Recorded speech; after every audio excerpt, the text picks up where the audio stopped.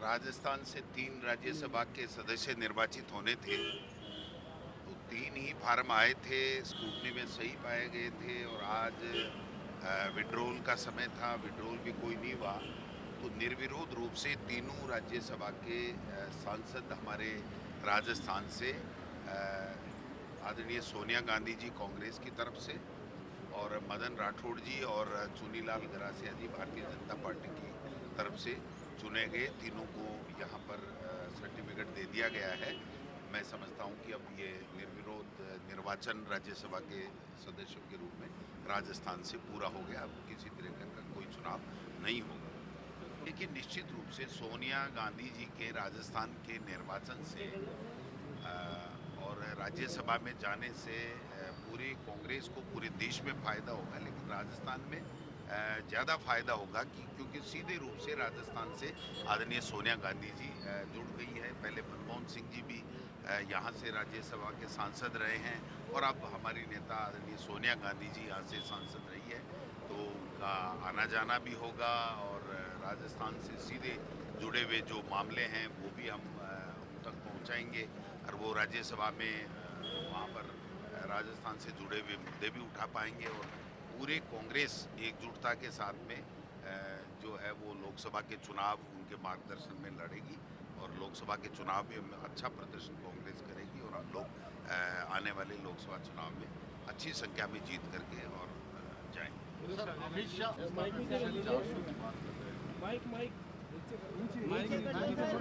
ये कुछ चंडीगढ़ की तर्ज के ऊपर उसी मॉडल को अपनाएं तो एक अलग बात है। चंडीगढ़ का मेयर का जो चुनाव हुआ वो सुप्रीम कोर्ट क्या क्या कह रहा है, किस प्रकार की टिप्पणी कर रहा है, किस प्रकार वहाँ पर लोकतंत्र की हत्या की गई, मैं समझता हूँ कि अगर उस तरीके की कोई मॉडल इनके पास में है तब तो 370 और 400 की बातें कर सकते हैं, नहीं तो अभी जनता के पास में फैसला है और जनता ने 10 साल तक मोदी जी का शासन और एनडीए का शासन देखा है। उसमें चाहे वो महंगाई की बात हो, चाहे वो युवाओं की नौकरी की बात हो, चाहे महिलाओं के सशक्तिकरण की बात हो, चाहे वो विदेश नीति हो, चाहे वो किसान नीति हो, चाहे वो आर्थिक नीति हो, सब मुद्दों के ऊपर वो फैल रहे हैं और हमने देखा है कि एक भी मुद्दे की बात नहीं करके केवल मुद्दों से ध्यान भटका करके और अहंकार की बात भारतीय जनता पार्टी के नेता करते हैं। मैं समझता हूँ इसमें कोई दम नहीं है। जनता ये पूछ रही है कि मोदी जी 10 साल दे दिए, आप 10 साल का हिसाब दो और जो इलेक्ट्रोल बॉन्ड जो है जिसमें जिस प्रकार का घोटाला सुप्रीम कोर्ट ने जो फैसला दिया है, मैं समझता हूँ उसके बाद में इनकी सारी कलई खुल गई है कि किस प्रकार से संस्थागत भ्रष्टाचार 10 साल में भारतीय जनता पार्टी की केंद्र की सरकार ने, एनडीए सरकार ने किया है। अब जनता मन बना चुकी है कि हम लोग अब इनके झूठे वादों में नहीं आएंगे और आप देख सकते हो कि किस प्रकार से झूठ पे झूठ आज राजस्थान में एक मुद्दा पेपर लीक का बना करके और लोगों को, युवाओं को भ्रमित करके वोट ले लिए। आज उत्तर प्रदेश में क्या हो रहा है आप देख रहे हो और यहाँ हमारे यहाँ पर यूनिवर्सिटी की एग्ज़ाम और एनसीसी के लिए जो प्रीलिमिनरी एग्ज़ाम होती है उसके पेपर ये सुरक्षित नहीं रख पाए, पेपर लीक हो गए, तो प्रतियोगी परीक्षाओं की तो आप बात ही मत कीजिए।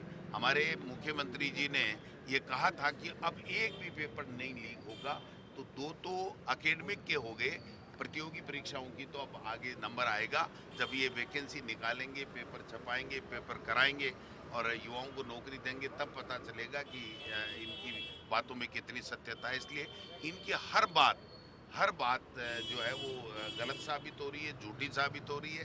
केवल जुमलों से, झूठ बोलने से और सीना जोरी से काम नहीं चलता।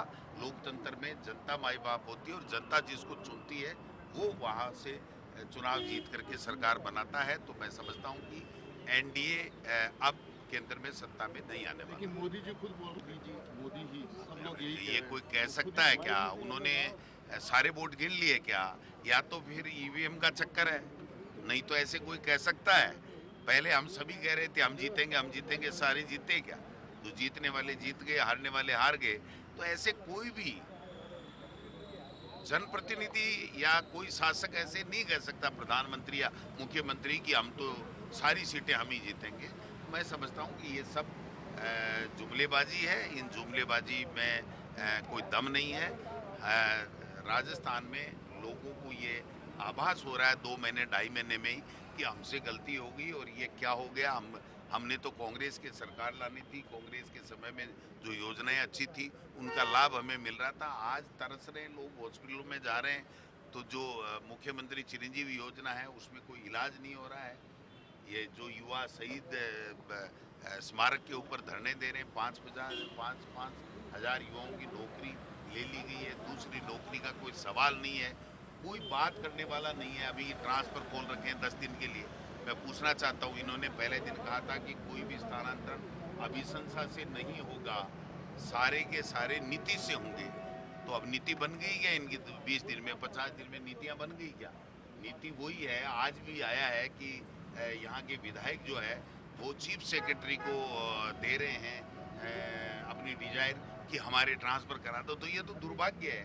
चुने हुए जनप्रतिनिधि अगर अपने मंत्री को और अपने मुख्यमंत्री को डिजायर नहीं दे करके और ब्यूरोक्रेट्स को अगर डिजायर देने लग गए तो ये तो बंटा दहाड़ हो गया। फिर तो लोकतंत्र पूर्व में आ रहे हैं 25 को उनकी जो झंडा लेने की जो हमारी जो फ्लैग सेरेमनी होती है वो होगी और उसके बाद में जो 26, 27, 28 में शायद ब्रेक है तो उसमें हो सकता है सीसी होगी। उन्होंने कहा मेरे कार्यालय में इस्तीफा आ गया लेकिन मैंने इसका अध्ययन नहीं किया। मैंने कहा भाई जल्दी करो, इस काम को स्वीकार कर लो, इसमें तो कोई झंझट ही नहीं है। बीजेपी कह रही है हमने इस्तीफा दिला दिया और हम कह रहे हैं इसका जल्दी स्वीकार करो। तो अब तो कोई झगड़ा होना ही नहीं चाहिए। लेकिन यहाँ पर क्या है, देखो हर जगह ही पर्ची आती है दिल्ली से और जो पर्ची आती है उसके मुताबिक काम होता है। यहाँ की स्वयं विवेक से सरकार में कोई काम नहीं है। रणनीति यही है, वो लोकसभा में नहीं जा पाए और उनके परिवार को एमएलए की टिकट मिलेगी नहीं, जैसा मोदी जी का मॉडल है। या तो मोदी जी का मॉडल फेल होगा या मालवीय जी का प्लान फेल होगा, दोनों में से एक जरूर होगा।